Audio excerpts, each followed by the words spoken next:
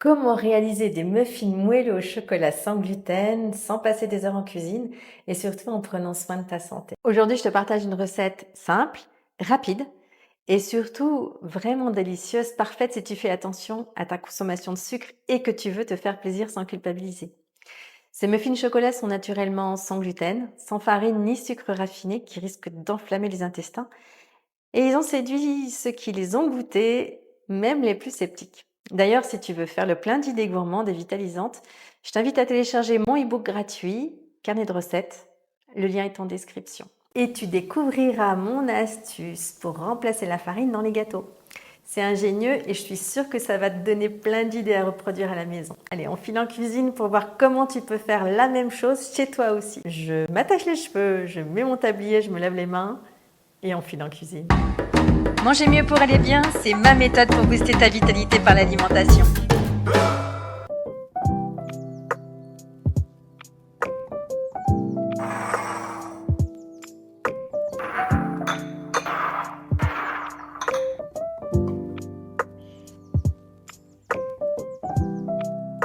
Tu commences par faire fondre le chocolat au bain-marie. Et dans cette recette, je remplace la farine par de l'okara de noix de coco.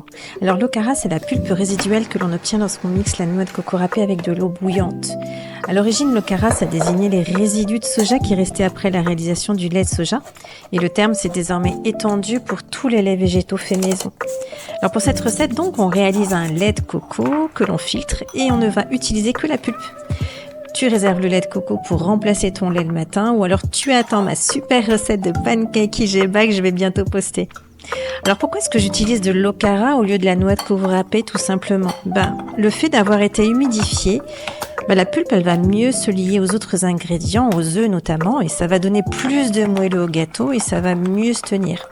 Et franchement, pour un gâteau qui n'a pas de gluten, je suis assez contente du résultat. Dans une vidéo précédente, je te montre comment je fais du lait d'amande et de la crème végétale. Il y a aussi une recette de délicieux chocolat chaud épais que tu peux faire avec le lait de coco justement. Je te mets le lien des vidéos. Là, j'ai fait fondre l'huile de coco à part, mais j'aurais aussi pu la faire fondre avec le chocolat directement. Alors pour ce genre de pâte sans gluten, il vaut mieux utiliser des petits moules à cupcake, comme je le fais ici. Là, ils sont en silicone. C'est bien parce que ça permet aux muffins de mieux lever. Et voilà, c'est prêt. Tu vas te régaler.